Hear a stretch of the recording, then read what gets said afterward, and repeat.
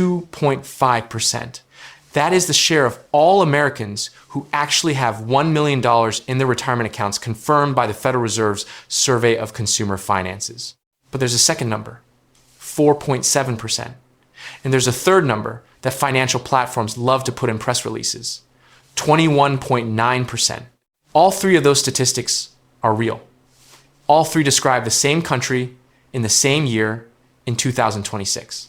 And the fact that they disagree with each other by a factor of almost 9 is the most important retirement math story almost no one is explaining properly. Every single one of them comes from a different scoreboard. Most people are watching the one that makes them feel best. That is a very expensive habit. I'm going to show you all three numbers, explain exactly why they diverge, and then give you the number inside the number, the share of that 2.5% whose 1 million will actually outlast them. That last figure is where the conversation has to go, and it's where I'm starting. Here's the structure of the confusion. The 21.9% figure comes from Empower's platform data as of March 2026. Empower is tracking the users of its personal finance dashboard, people who are, by definition, financially engaged enough to have found and signed up for a tool like that. That's selection bias the size of a skyscraper. The 4.7% comes from the Federal Reserve's Survey of Consumer Finances, which is a nationally representative survey, but it counts only Americans who actually have retirement accounts. And only about 54% of Americans have any retirement account at all. Apply 4.7% to 54% of the population, and you get back to around 2.5% of all Americans. That's the real scoreboard. The one that counts everyone in the room, not just the people who showed up to the financial literacy workshop. This isn't a statistical technicality. The scoreboard you read shapes your sense of whether you're behind, on track, or ahead. If you absorb the message that roughly 2 in 10 financially engaged Americans are retirement millionaires, your subconscious files that under achievable, people like me do this. If you internalize the actual number 1 in 40 Americans, your urgency changes, your timeline changes, the decisions you make in the next 6 months change. Same country, 9 times different number, 9 times different psychological outcome. I'm going to give you the full picture. Income stratification, the behavioral mechanisms, the distribution phase failures that kill portfolios that survived accumulation perfectly well, and the math of what $1 million actually produces in 2026. None of it is designed to be discouraging. All of it is designed to show you the real scoreboard, so you stop accidentally optimizing against someone else's game. In a few minutes, I'm going to show you what $1 million actually earns in retirement income today, and the number is going to reset your entire mental model of what the benchmark even means. But first, let me finish the data layer, because it's worse than the headline number suggests. Of the roughly 340 million Americans, Gallup estimates that about 6 in 10 have any type of formal retirement savings plan. That's already the first filter. 40% of the country is not saving for retirement through any structured vehicle. Of the 60% who are the responsible ones, the people who contribute, who get the match, who let the account sit untouched through market corrections, only 4.7% of that group has crossed $1 million. That means if you put 100 actively saving Americans in a room, you get fewer than 5 with 7 figures.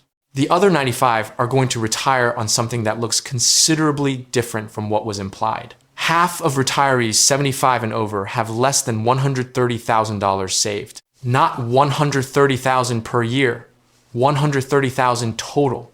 That is the median. That is the middle of the distribution for America's oldest retirees.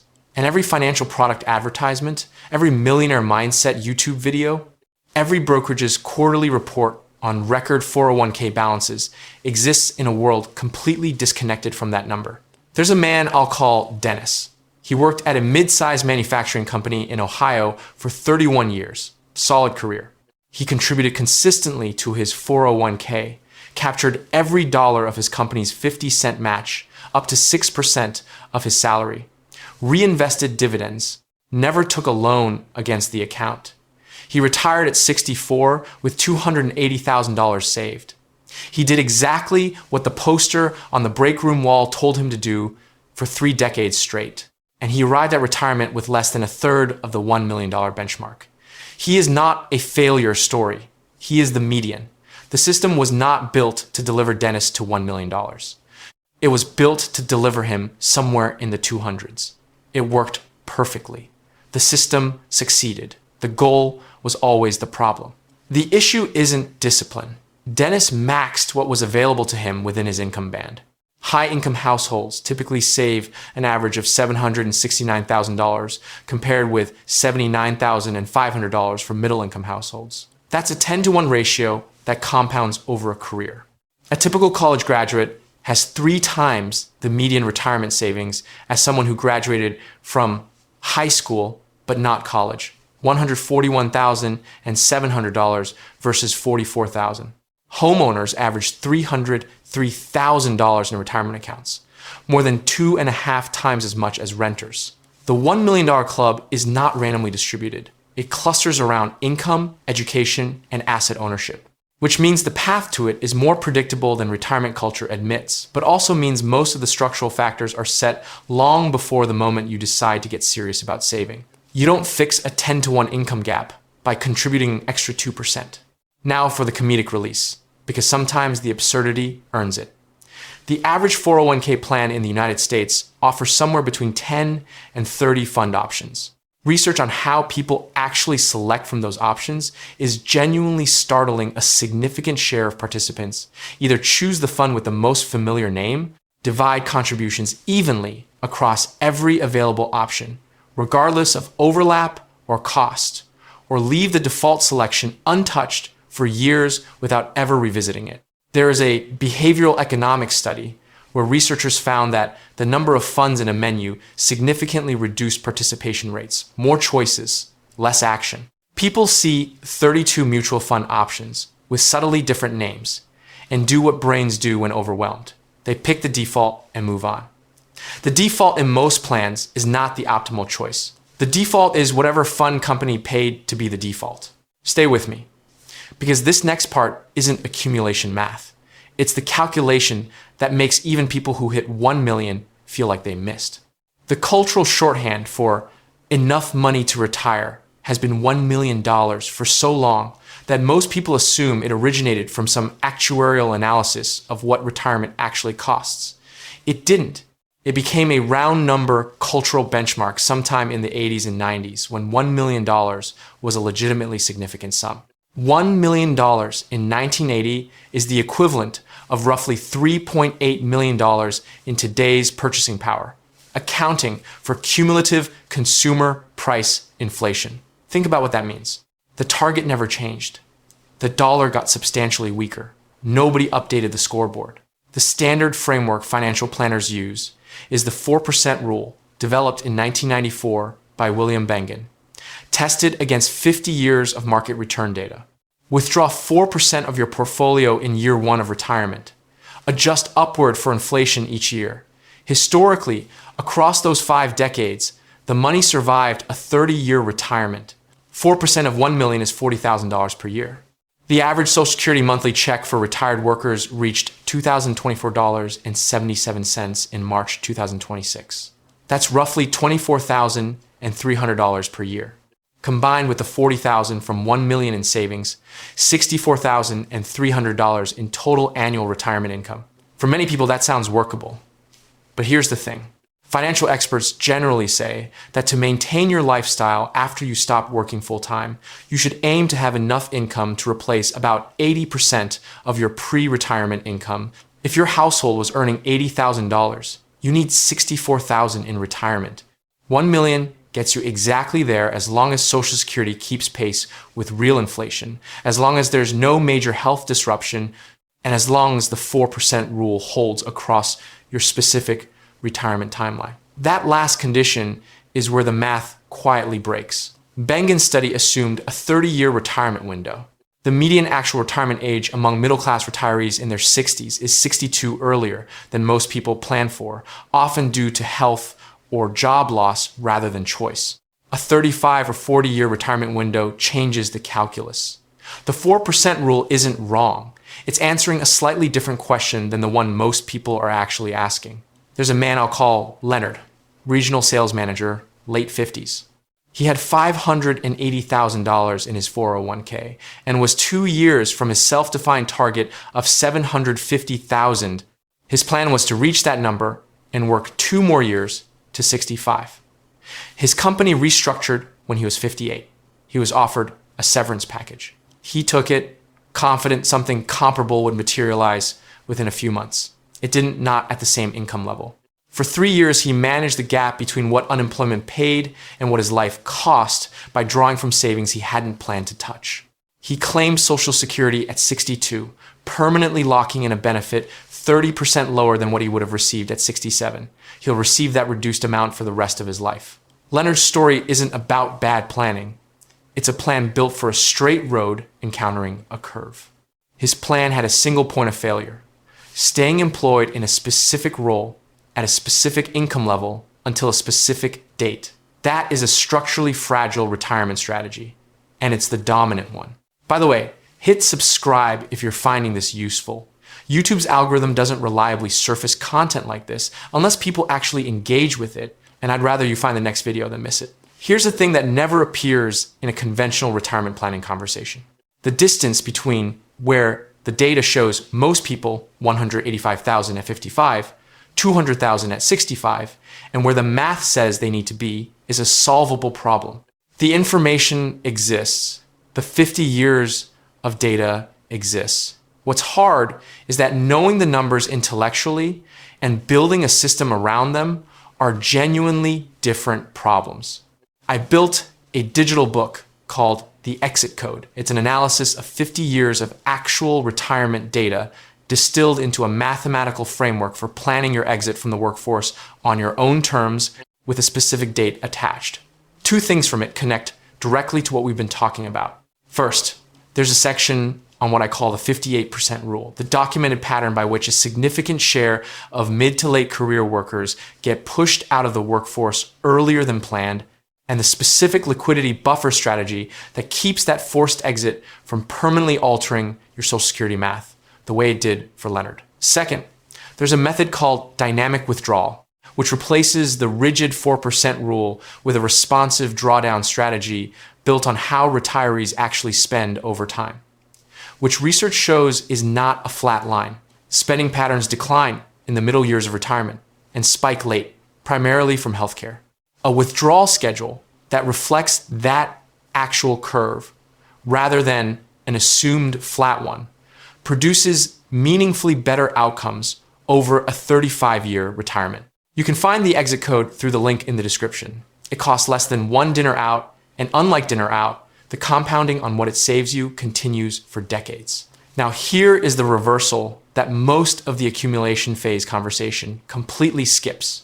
You think the problem is that people don't save enough, that income is the gap, and the gap is the whole story. Income is a factor. The data I showed you on high income versus middle income households makes that structurally obvious.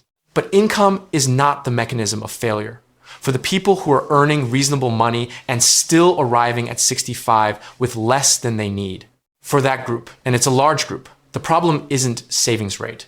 The problem is that the savings system itself has invisible leaks built directly into its architecture. Here's exactly what I mean.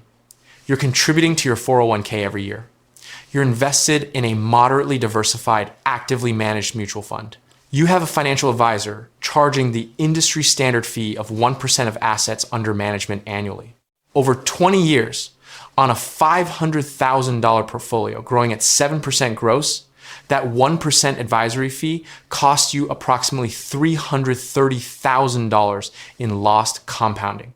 That's not a number that appears on any fee statement. That's compounding. That never happens. $330,000 that would have been quietly working inside your account, building on itself, is silently redirected into a fee structure you signed on a form 12 years ago and haven't thought about since. Most of the few million-dollar retirement accounts were built from surprisingly meager starts. What separates them from the accounts that stop growing isn't luck, it's fee structure and time. Low-cost index funds, the boring ones with expense ratios between 0.03 and 0.2% annually, do not make for good financial product advertising. They're not exciting. They're not a story. They are, however, mathematically lethal to high-fee alternatives over a 20-year window. The compounding math on a 1% annual fee difference, starting at $500,000, is $330,000 over 20 years. That's not a minor optimization. That's a second portfolio that either exists or doesn't based on one decision you probably made without fully running the numbers. And here's the compounding insult. Decades of data from Spiva's annual scorecard on actively managed funds shows that between 80 and 90% of active managers underperform their passive benchmark index over any 10-year rolling period.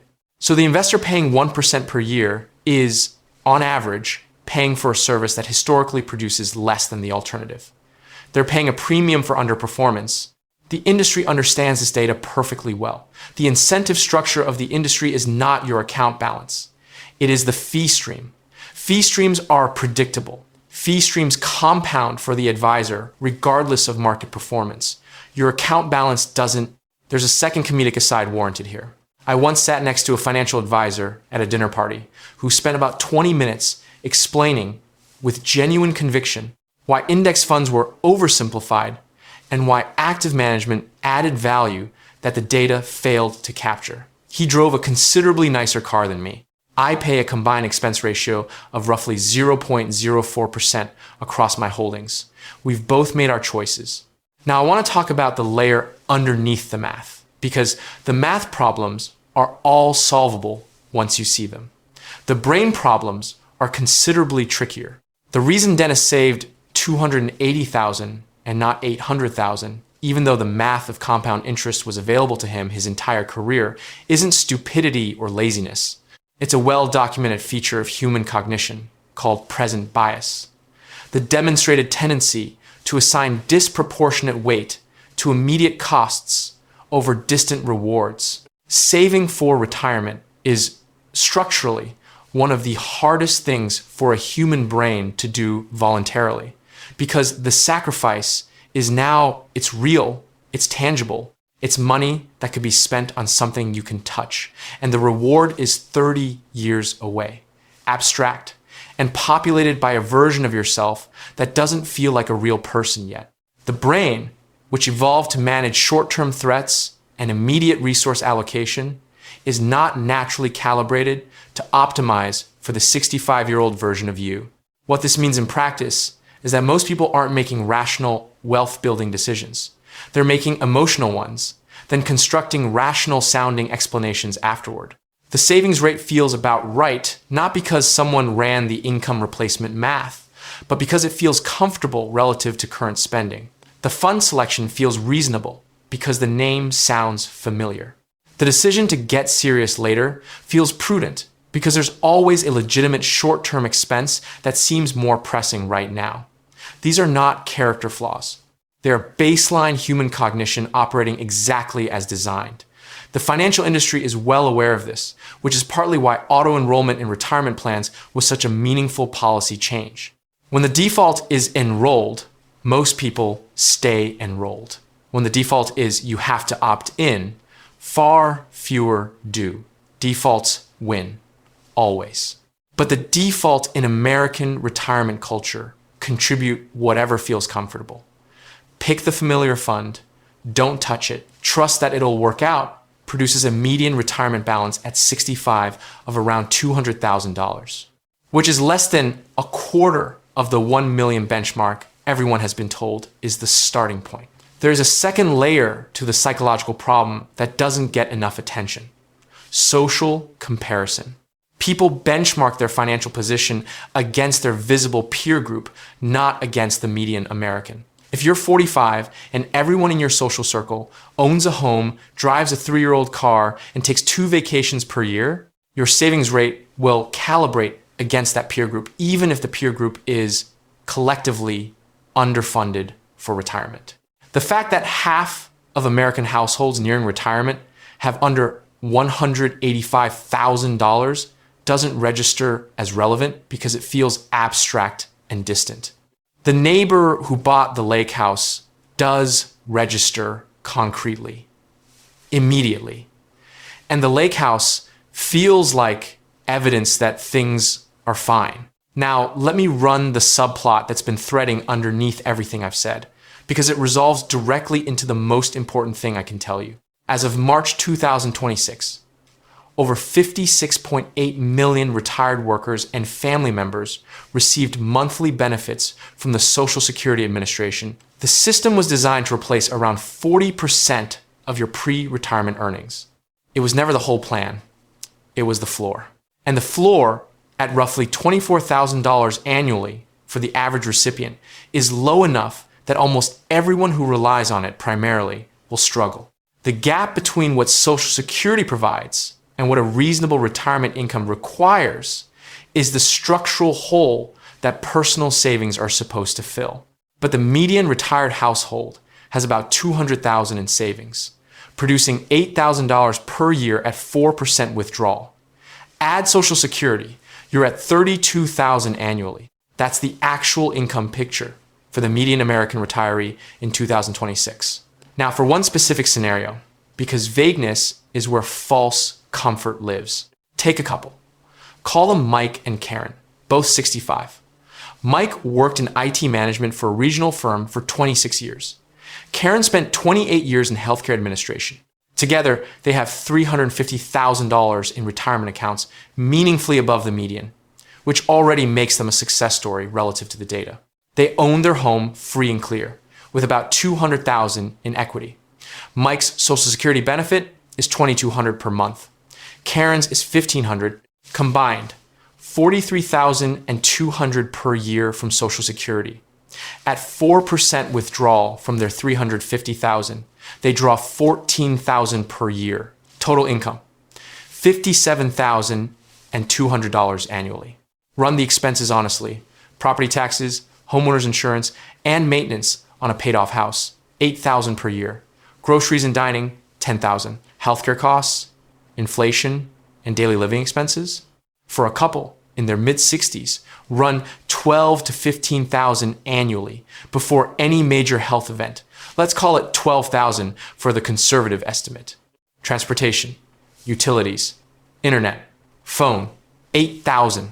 That's $38,000 in fixed annual costs. Mike and Karen have $19,200 remaining for everything else. Travel, clothing, gifts, home repairs, the car that needs replacing every 8 years, whether they budget for it or not, and any financial emergency. Is it survivable? Yes. Is it the retirement that was implied by 30 years of generic retirement savings messaging? No. And they are above median. They are in better shape than most of the country. They are not struggling, but they are budgeting. There is no cushion. There is no year where they say, let's do Europe this summer without it feeling like a real trade-off. Now watch what happens to the math if either of them has a significant health event at 72. Nursing home care in the United States averages well over $100,000 per year. Home health aid services can run $60,000 annually. Medicare does not cover long-term care. Medicaid only becomes available after assets are essentially depleted. The $350,000 in retirement accounts is gone in 3 to 4 years. The home equity follows. Mike and Karen, who did genuinely everything right within the system they were handed, are asset depleted at 76. That's not an edge case. That's a realistic probability event embedded in American retirement for anyone relying on savings at the median level. The question financial media keeps asking, how many Americans have $1 million, is actually the wrong question. The right question is, how many of them will still have the majority of it 20 years into retirement, after sequence of returns risk, after tax drag on required minimum distributions, after a healthcare system that doesn't stop billing because you ran out of principal. About 3/5 of Americans are afraid they'll outlive their savings. That fear is not irrational. It's a reasonable response to the math. Sequence of returns risk alone deserves its own video, but here's the compressed version. Suppose you retire at 62 with $1 million. In year one, the market drops 30%. Your portfolio goes to $700,000. You still need $40,000 to live. You take 40 from 700. Now you have $660,000. The market fully recovers in year two, a 43% gain. 660,000 times 1.43 is 943,000. You are not back to 1 million. and you have spent 2 years of withdrawals on top of the loss. The sequence of returns, specifically a bad sequence in the first few years of retirement, can permanently impair a portfolio that would have survived the same average returns delivered in a different order. Timing matters in ways that accumulation phase thinking almost never prepares people for. Here's the thing that reframes the entire conversation about the 2.5%. $1 million in 2026 is not a finish line. It is a starting position. It produces roughly $64,000 annually in retirement income when combined with an average Social Security benefit, which is enough to live on, not enough to absorb unexpected costs, not enough to leave a buffer for the 35-year retirement that actually awaits someone who retires at 62. The goal that became cultural shorthand in the 1980s, that hasn't been updated for inflation, that's being reported selectively through platforms that survey their most financially engaged users, that goal is doing a lot of psychological work that the underlying math doesn't support. Northwestern Mutual found that on average, Americans think they'll need $1.26 million in savings to retire comfortably, even though most of them seem to know they're not likely to hit that mark. They've raised the target in their heads. They just haven't raised the savings rate to match. According to a 2024 report from the Center for Retirement Research at Boston College, an estimated 39% of working households are projected to fall short of maintaining their pre-retirement standard of living. Not the bottom quartile. Working households. People who had careers, contributed something, owned homes, and still arrive at the exit with a gap that the math can't close at 4% withdrawal. The people in the 2.5% didn't get there by finding the right hot sector, the right advisor, or the right market timing. The average time it takes to build a $1 million retirement account is about 27 years, according to a Fidelity analysis of its account holders. 27 years of contributing, of not touching it during corrections, of keeping fees low enough that compounding can actually do its job. That's not a secret strategy. It's what happens when you ignore the wrong scoreboard for long enough that the right one has time to grow. 3 practical takeaways, and I'm going to be specific about each one because the generic advice is what got the median to 200,000. First, build your personal income replacement target, not the cultural one. Go to ssa.gov, create an account or log in, and pull your Social Security statement. It takes under 5 minutes. Write down your projected monthly benefit at 67 and at 70. Take 80% of your current gross household income. Subtract your projected Social Security benefit at 67. That remaining annual gap divided by 0.04 is your actual portfolio target. For some people, it's 800,000. For others, it's 1.6 million. But it's a real number attached to your real income, not a round number that became culturally sticky 40 years ago when a dollar was worth 3 times what it is today. Second, calculate the exact cost of your current fund fees right now. Log into your 401k or brokerage account, locate the expense ratio on every fund you hold, and add your advisor fee if applicable. Run a compounding calculator. There are free ones everywhere with your current balance, a 7% gross return, and your current total fee load. Then run it again at 0.05%, the approximate expense ratio of a basic S&P 500 index fund. The difference between those two outputs, compounded over 20 years, is a number worth seeing in a spreadsheet before you see it in a retirement account that's smaller than it should be. Third, build a liquid buffer outside of retirement accounts before you need it. Not inside a 401k, not in a traditional IRA, a brokerage account, or high-yield savings account holding 12 to 24 months of living expenses. The documented pattern of workers being pushed out of the workforce in their mid to late 50s doesn't allow time to build that buffer after the fact. Build it while you still have income.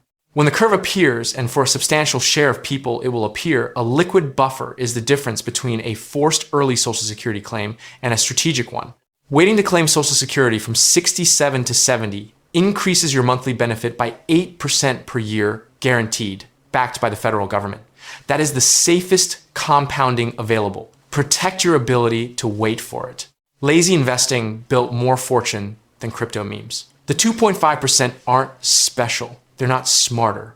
They found the real scoreboard early enough that the math had time to matter. The wrong scoreboard is still running on every financial media platform, every quarterly brokerage press release, every dashboard built to show engaged users. It's a comfortable number. It's also someone else's number.